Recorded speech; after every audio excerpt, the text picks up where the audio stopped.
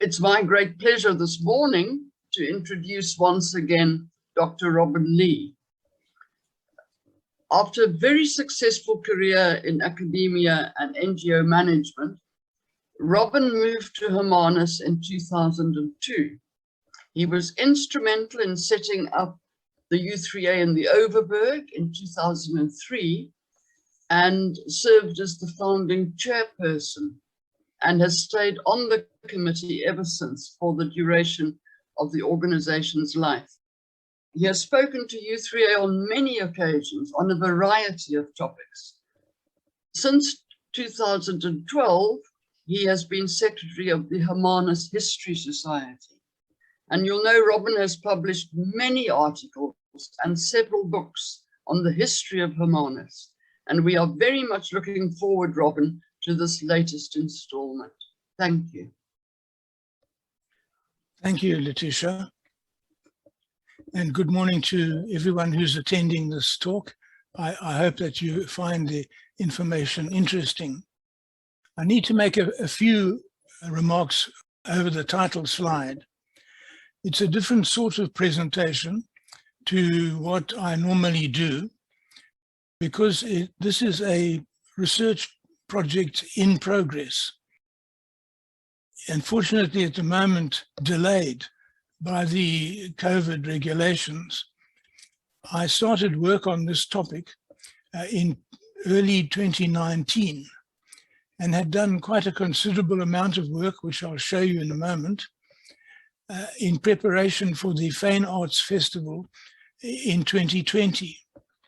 As you know, in March 2020, the COVID hit us and I was unable to continue the research because I had reached a stage where I needed to interview people face to face, and that just wasn't possible at the time and is still difficult now. Obviously, Fine Arts itself didn't occur in 2020, and I've only recently returned to the research and prepared this presentation. It is also a presentation which puts a request to the viewer. If you have any information relevant to this topic, I would like to receive it, and I'll say more about that in a moment. By way of introduction, let me say that the presentation at the moment is based on written records, which I've been able to access in newspaper archives and on the internet and in other ways. It does not contain any personal accounts or interviews with artists or the families of artists. It's also the first time, to my knowledge, that anyone has tried to document the history of artists and writers in the Greater Hermanus area, but it is more of a survey than a critical assessment at this stage. If you have more names of artists and any information about them, please send it to me. It's best to email me in the first instance, robinlee@hermanus.co.za, and I can then respond to you. What is the scope of the research? It uses the term Greater Hermanus, which was actually the official name of the Hermanus municipality before it became part of the Overstrand municipality. And it is the area from Voelklip to Fisherhaven. And I've been able to include artists from Voelklip and Eastcliff into the Central Business District, Northcliff, Westcliff, and out as far as Vermont. I haven't yet been able to identify an artist in Fisherhaven itself. So it has a geographical spread, and it also covers a time period. It's not up to date. It's 1920 to 1980. So why were there artists in this area at all between 1920 and 1980? Mostly the artists came here on holidays or they were visiting family and friends. These were generally working holidays or working visits because they came here, if they didn't have a holiday home of their own, they came here to visit family or friends or stay in hotels because of the very varied landscapes and seascapes that were available to paint. However, there's one clear exception to this generalization about artists visiting Hermanus. In Orneris, in the 50s and 60s, and going on even to today, there has been an artists' colony, or a group of artists who all knew each other and encouraged each other's work. And there's a very specific school of Orneris art about which I'll say something in a moment. Also, they were attracted by the fact that very often at the end of their stay, they could hold an exhibition in a local hotel or in an art gallery and sell the work that they had done on their holidays and thus augment their income. It's a limited but a genuine market for their work. And then, of course, many of them felt liberated and able to paint at will, or more inspired to paint at will, by getting away from all their normal commitments and getting down to artistic work. Now, the contents of the talk is divided into 6 sections. Some of the artists were guests at the Marine Hotel, and I'll go into that in depth. Rhona Stern, the sculptress, had a holiday home in Voorklip, and I'll speak about her.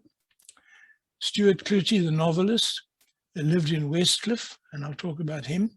Then the artists' colony in Orneris, and to a lesser extent, Vermont. Then I'm going to deal with a character of Hermanus history called Nicholas Dekker, and some images that have come to light of a young Ingrid Jonker. And then I make some conclusions. Just briefly to orientate you to the Marine Hotel and why it's so important in the art history of Hermanus. It opened in 1904 by Peter John Cloete. And in 1915, Cloete married Joanna, known as Joey van Rijn, who managed the hotel with him from 1916 to 1940. He died in 1940. She managed the hotel and became owner of it until 1947, when she sold it. During most of this time, they also owned the hotel at Grotto Beach, then known as Riviera Beach, after the hotel, which was the Riviera Hotel. In 1970, Joey Cloete wrote her memoirs, which languished in typescript until 2014, when I undertook to edit them and publish them as a book, about which I'll say something in a moment. This is the sort of place that the artists came to in the 20s. This is the Marine Hotel in Hermanus in about 1925, I would say. The original hotel, I'll show with my cursor, was just this piece here. And about 1922, they added that extension. The business of the hotel actually boomed in the 20s and 30s. And by 1929, the hotel had been completely rebuilt into something approaching its present appearance. This is a photograph taken by the famous photographer, Ravenscroft, in 1929. And although I haven't included him in this presentation, he might also be regarded as something of an artist, the first and only photographic artist in Hermanus history.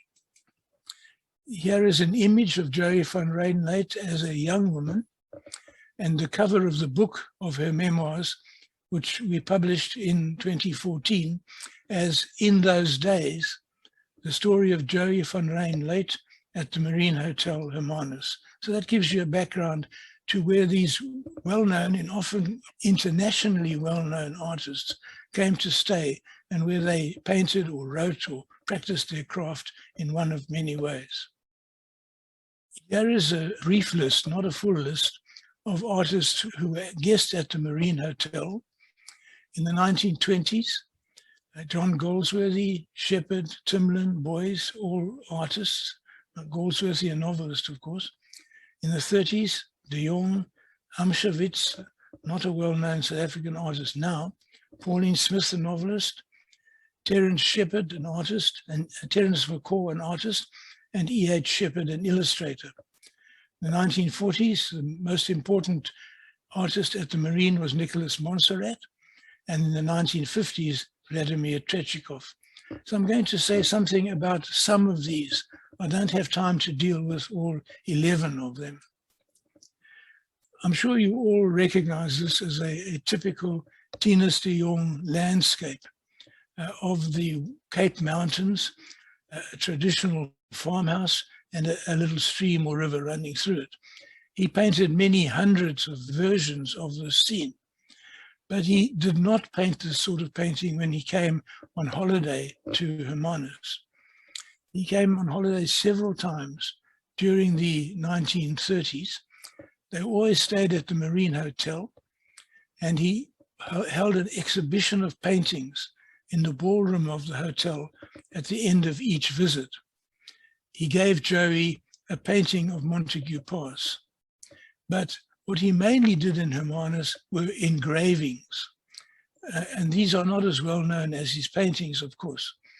This is an engraving of the old harbour and the Marine Hotel in Hermanus in the 1930s. Just to orientate you, this would be, the old harbour would be about here, where I'm showing with my cursor.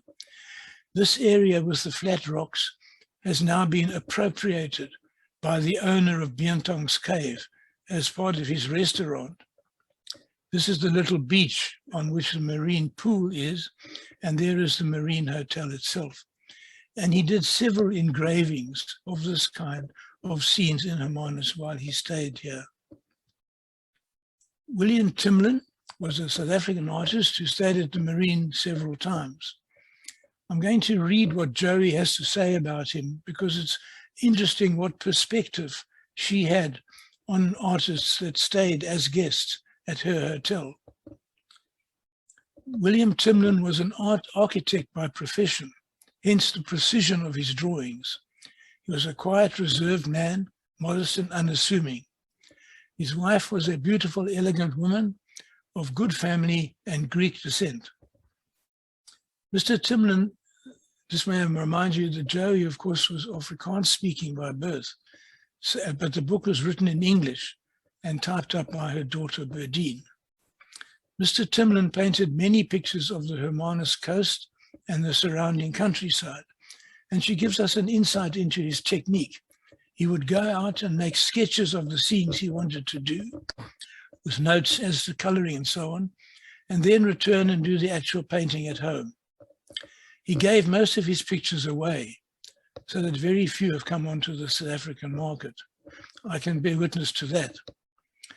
The last time Mr. Timlin stayed at the Marine was just after the death of his wife, and he was prostrated with grief.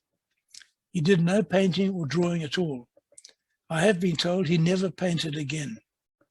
Some years later, he married the nurse who looked after his child. There are very few available images of Timlin's paintings, but I managed to find two. First of all, in the upper left, a self-portrait, and then on the lower right, the larger image, an unidentified seascape, probably in the Hermanus area, though there may well be a flat-top mountain in the background indicating it's another portion of the Cape coast. Timlin was very famous in his lifetime for two other reasons than coming to Hermanus. First of all, he designed the interior of the old Colosseum cinema in Johannesburg. You will all recall it if you ever visited the cinema.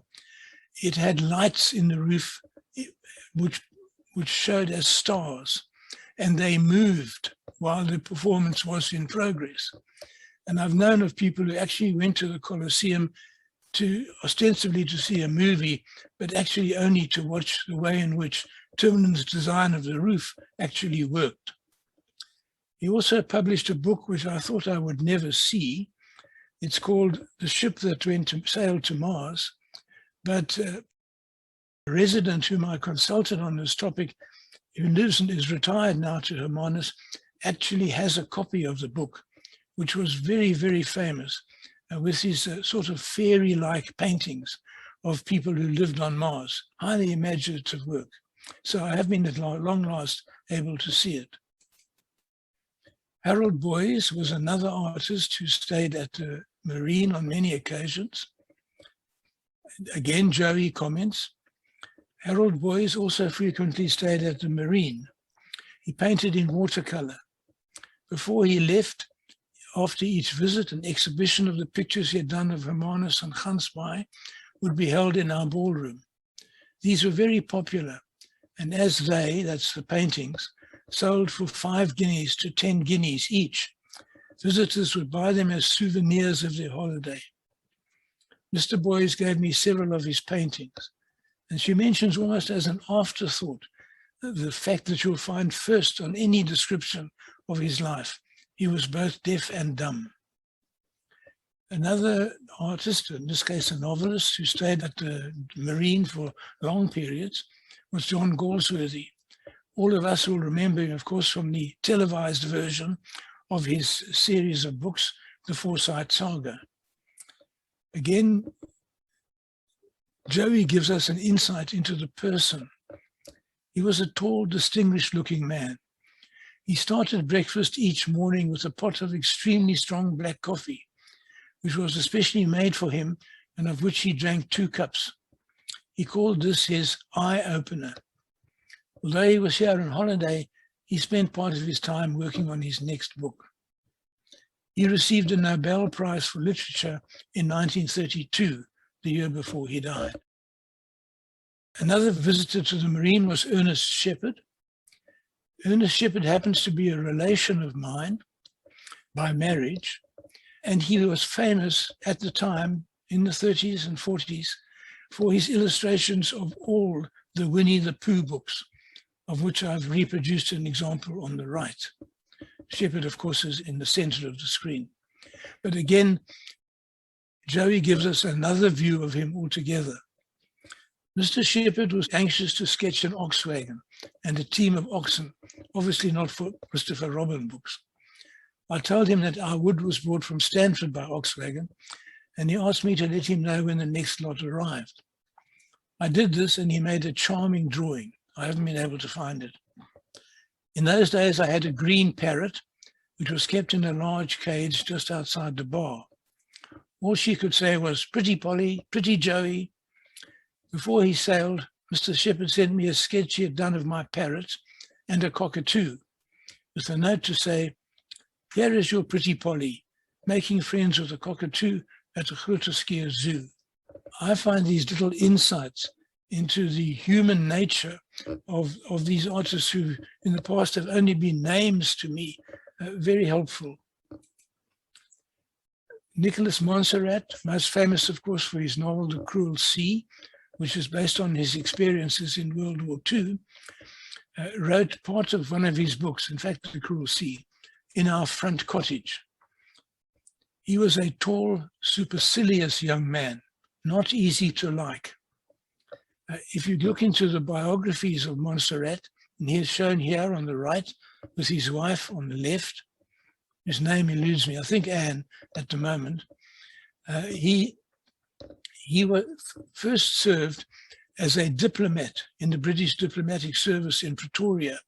That's how he came to be in South Africa at all, and took his holidays at the Marine. In Johannesburg, he earned a nickname, and so did his wife. Starting with his wife, she wrote a gossip column in the Star newspaper in Johannesburg, which was very gossipy and full of snide remarks about celebrities and their behavior. And so, in a play on the name of the novel, she was known in journalistic circles in Johannesburg as the Cruel She. And Monsarrat, or being very supercilious, was known as the Monster Rat.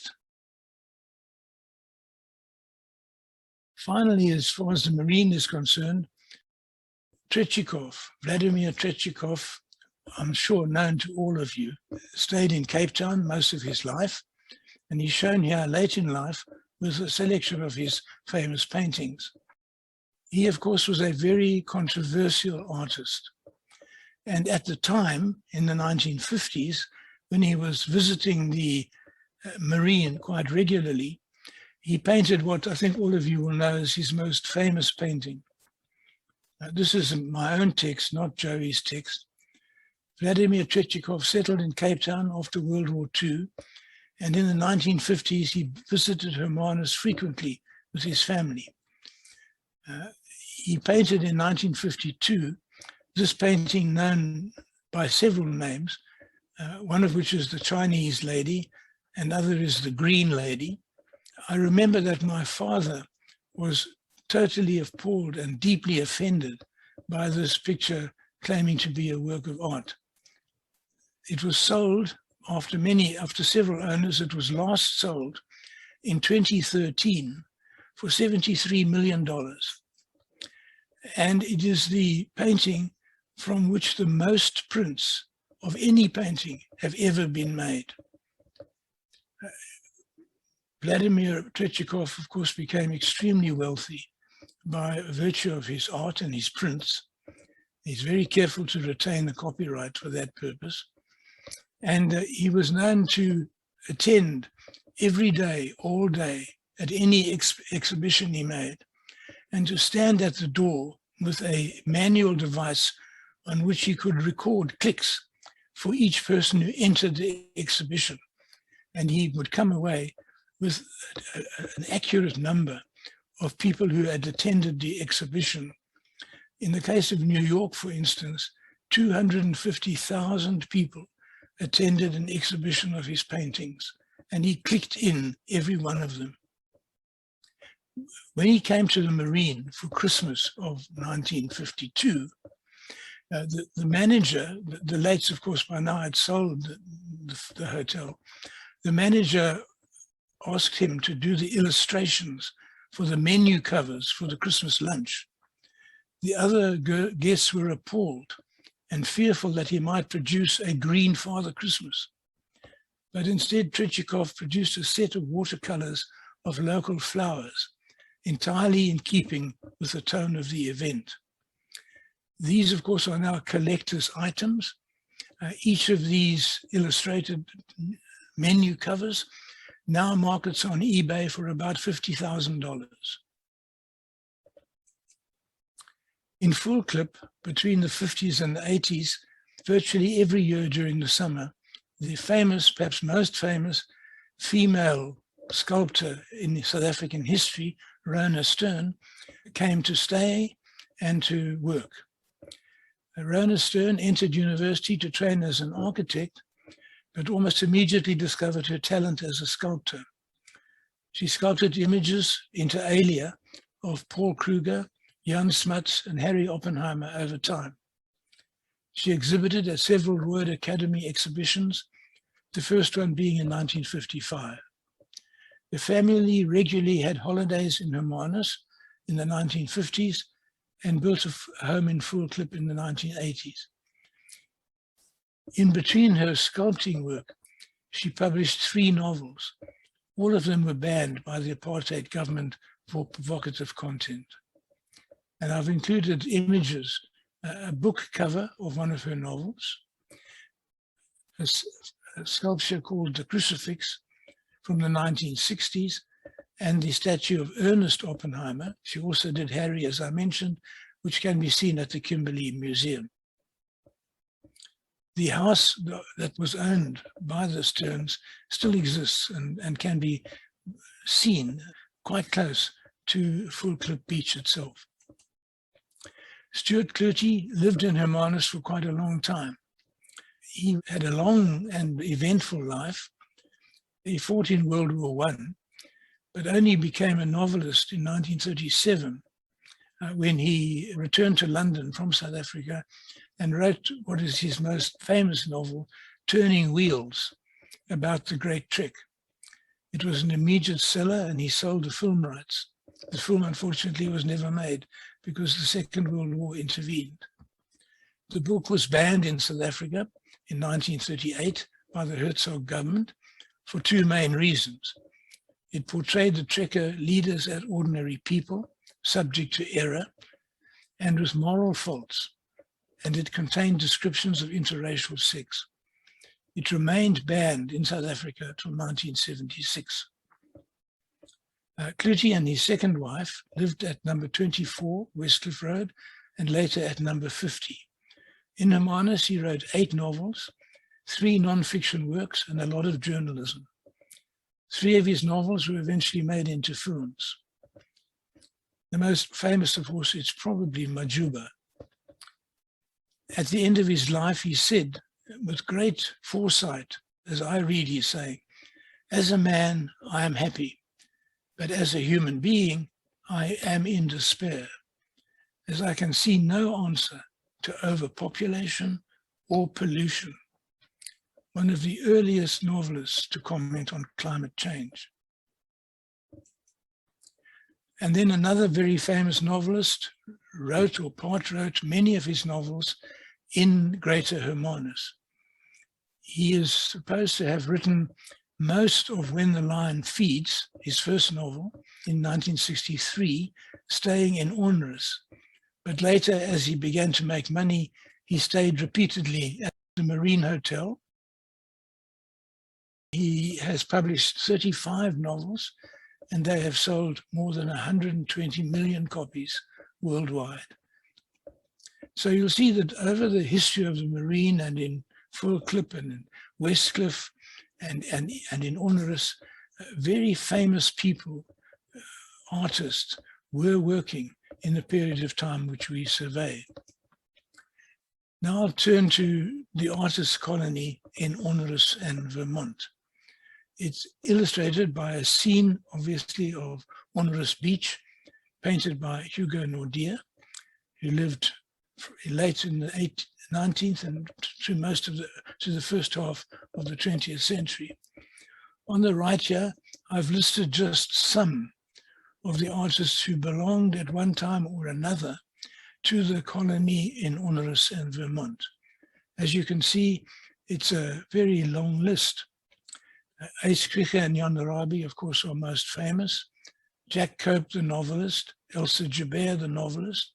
Grégoire Bunzaya, the artist. John Kramer, painter. Eugenie Olen, as well as being an artist, she also wrote a history of Ornris.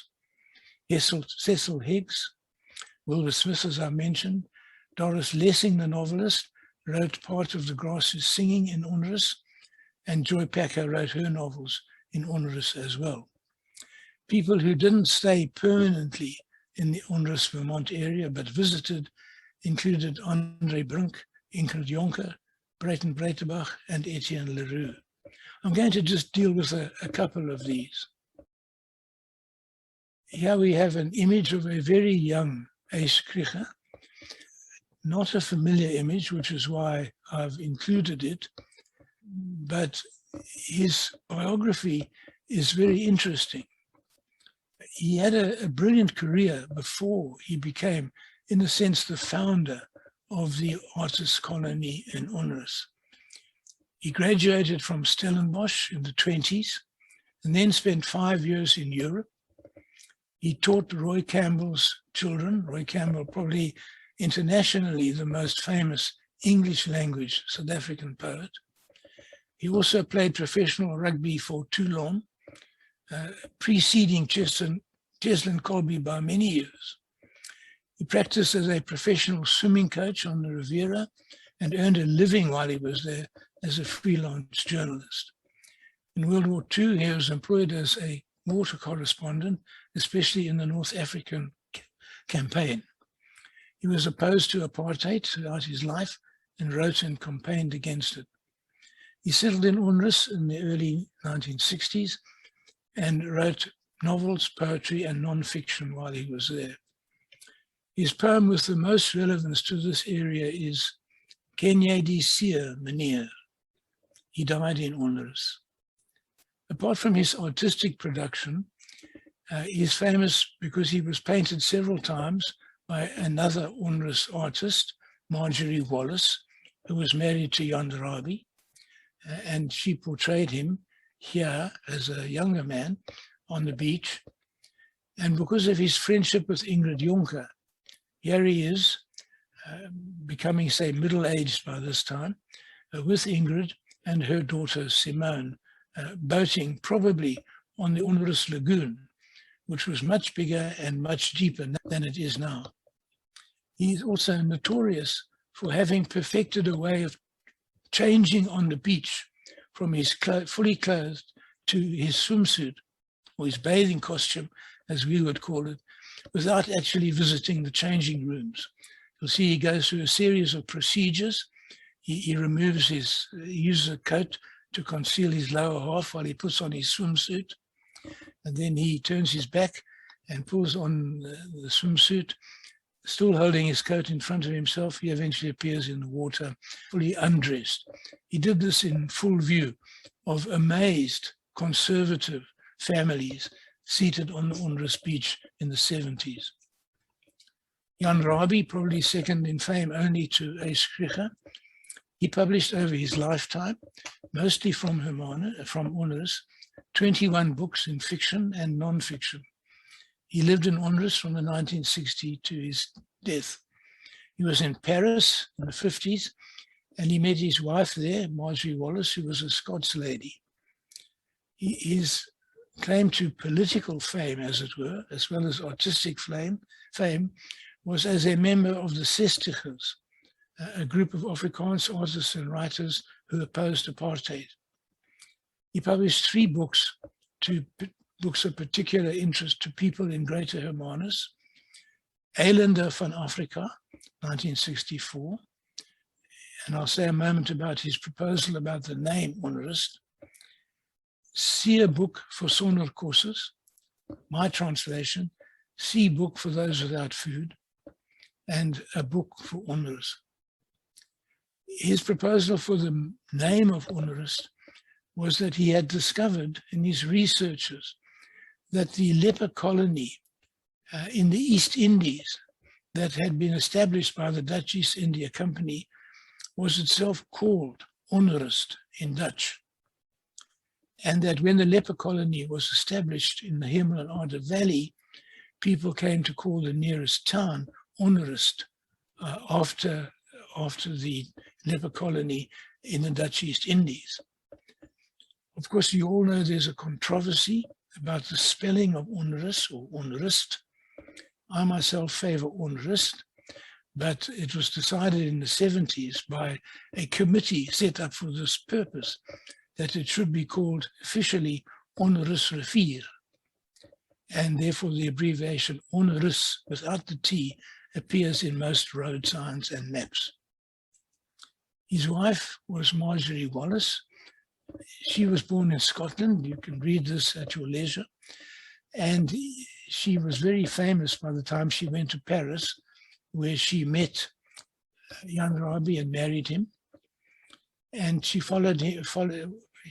came with him out to Hermanus, where she became fully fluent in Afrikaans.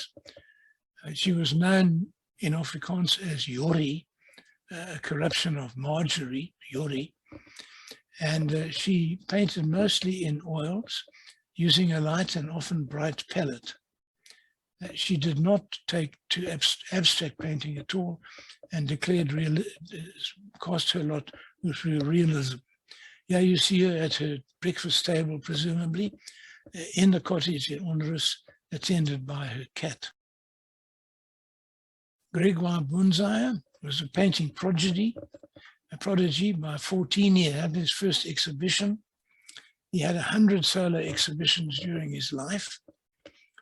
By 1935, he went to study in London on his own, at his own cost, and toured Europe extensively, meeting artists and learning about modern schools of art. He returned to South Africa in 1937, and from 1937 until his death in 2005, he supported his family entirely as an artist, had no other source of income. He was a leading figure in the new group, which popularized South African art in South African society, and a leading figure in the school of art known as Cape Impressionism.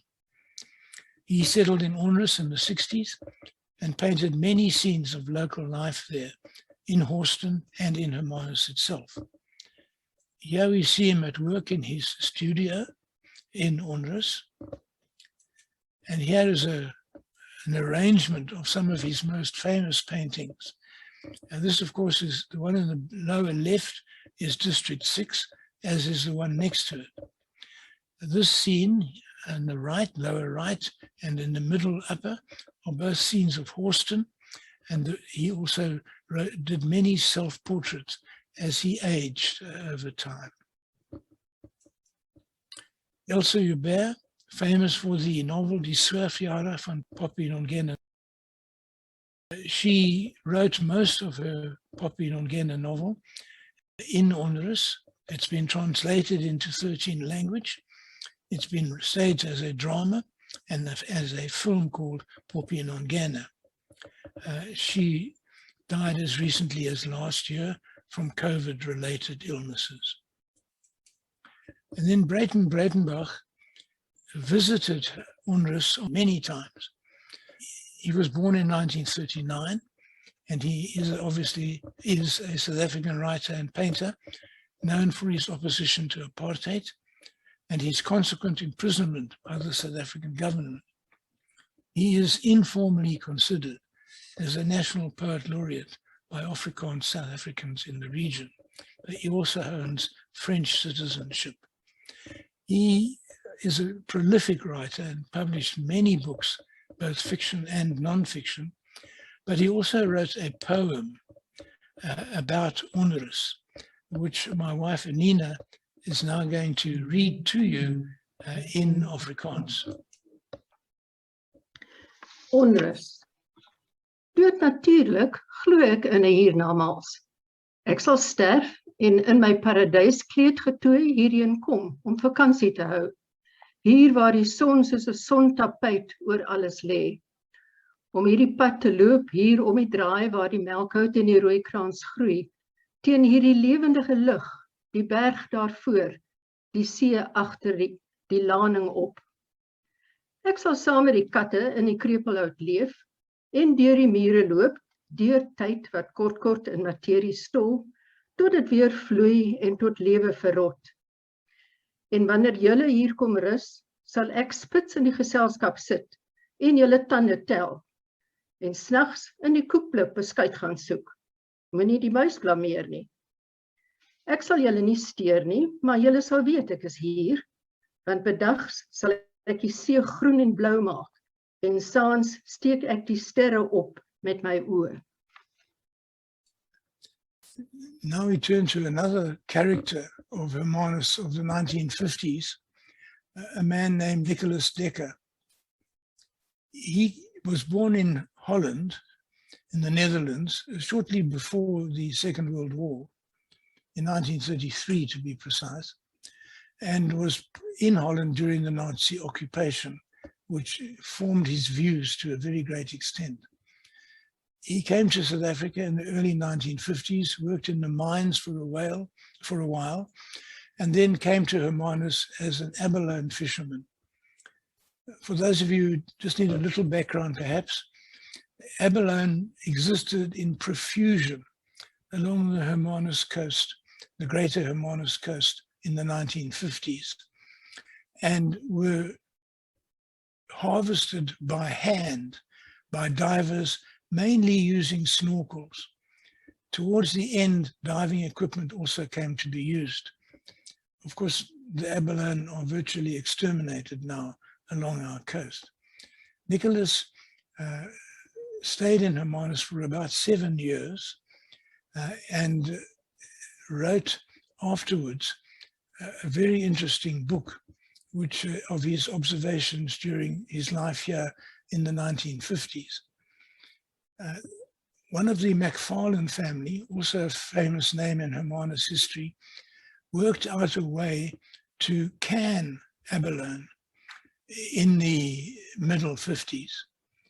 He was a prisoner of war and is reputed to have thought out a way of canning abalone to pass the time while in prisoner of war camp in Germany. When he came back, he set up a factory at the New Harbour, and Nicholas and his colleagues, who were about 40 young men, young white men on the whole, who came to make their fortunes harvesting abalone in the Hermanus area, they supplied him with abalone. He worked out a way of cooking these and canning them and exporting them to the Far East, where they proved to be enormously popular, as I'm sure you all know. However, Nicholas was a wanderer by nature, and he left Hermanus in the later 50s and had a very eventful life, sailing around the world in a boat that he built many times.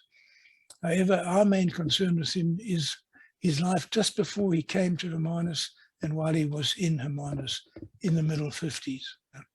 I found out in 2016 that Nicholas Dekker was not only still alive, but living in De Kelders, having returned to South Africa in his old age. I went out to see him by appointment, of course, and he initially offered to give me a copy of his autobiography, A Long Day's Learning, but then changed his mind and sold it to me for 80 Rand. But he did give me a file containing some material which I did not look at the time, because I was obviously interviewing him and wasn't going to break off the interview to start looking through documents. But when I later looked in the book and the documents, something came to light. And this is what he writes on page 70 of his autobiography. I had met quite a crowd of people my age. This is while he was in Cape Town before coming to Hermanus. And many of them got dragged into the studio to sit for me. He had a temporary job as a learner photographer in a studio in Cape Town run by a lady called Anne Fisher. So he practiced on his friends. One of these friends was Ingrid Jonker, who became a famous Afrikaans poet. Ingrid introduced me to more writers. Jack Cope and Ace Krieger were then hanging out at Clifton Fourth Beach.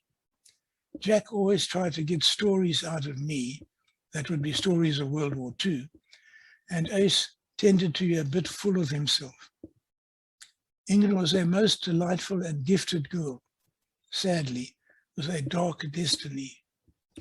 I took many photos of her, some quite good, said my mentor, the photographer, Anne Fisher. I was much enamored, obviously, of Ingrid. Years later, when I learned that she died at such a young age, part of me died that very moment. When I got home and some days later had an opportunity to open the file of stuff he had given me, I found in it some of the photographs which he had taken of Ingrid Jonker in 1955. And I reproduced two of them here. To my almost certain knowledge, this is the first time that either of these photographs have ever been shown to the public.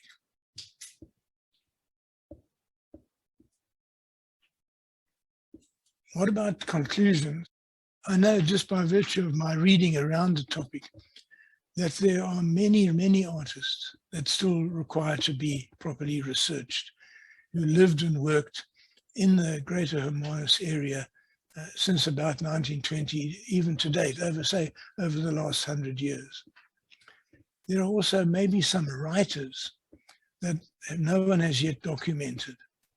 I know, for instance, that the talented illustrator Richard Smith lived, when I last made contact with him, in Onrus.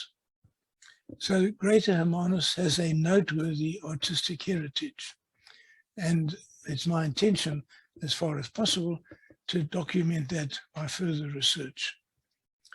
Of course, Greater Hermanus still has a vibrant artistic culture. We have the Fine Arts Festival. There is the Art Circle. There are more than 20 galleries. Books are regularly published by people writing in or about Hermanus, and articles on Hermanus, various types, appear regularly. For instance, there are numbers of very well illustrated coffee table books about Hermanus, in the photography in which could well be regarded as art in its own right.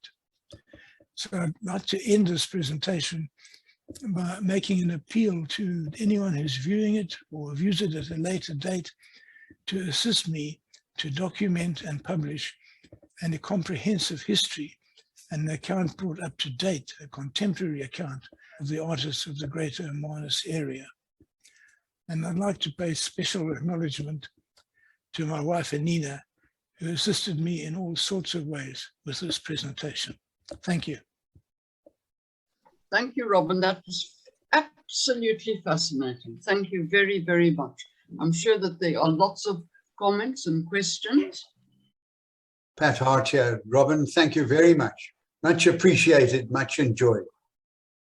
Robin, with all the artists present in this area, have they had any impact on the educational systems in the area? For instance, the way that artists taught at schools? I don't know. Perhaps I can make a general observation here, but it isn't specifically about Hermanus. The way in which the present Department of Basic Education, as it's called, manages education involves cramming the curriculum for each subject as full as can be and having as many subjects as possible to cater for different types of learners. As a result, teachers or educators in the education system seldom have the time to venture outside the curriculum, if they are, especially if they're preparing learners for examinations.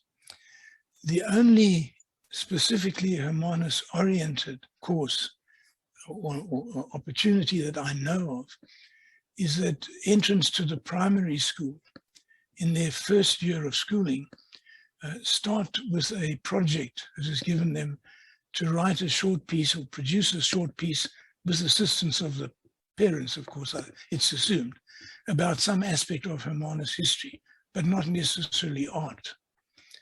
So I suspect, on the basis of my general knowledge about the education system, that any specific tuition related to local artists is not taught in our local schools.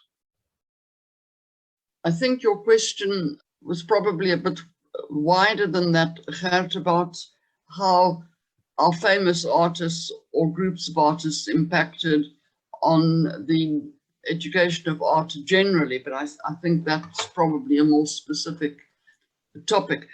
I can recall once being brought to Onrus by friends at university when I was a student. As you all know, I came from Zimbabwe, so a visit to a beach was quite an adventure for me. And there was this little gnarled, sunburnt old man lying on the beach. And afterwards I was told that was Uys Krige. So that's my one and only encounter with him. He made quite an impression. His association with the beach at Onrus is legendary, even today. I mean, if you look at some of the Facebook pages devoted to Onrus and Vermont, comments about him and memories about his behavior and conduct can be seen very frequently, obviously from older users of Facebook. Yeah, he was like a tourist attraction. Almost, yeah.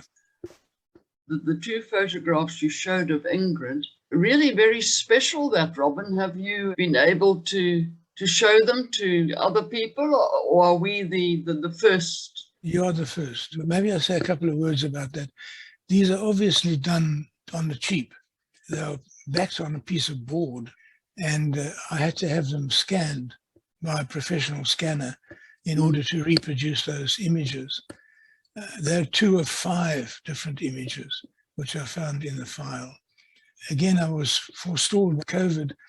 As you know, the biographer of Ingrid Jonker lives in Vermont, Petrovna Metellikamp, and I was going to go take the photographs and show them to her just before COVID struck, and I haven't been able to arrange that since then. But it's my impression that they were not really of publishable quality, the photographs. And as far as I knew, Decca had only kept these for romantic association they had with the subject. I very much doubt whether anyone else has ever seen them. Can I add one fact which I excluded? There is one other artistic connection with Hermanus, which is quite fun.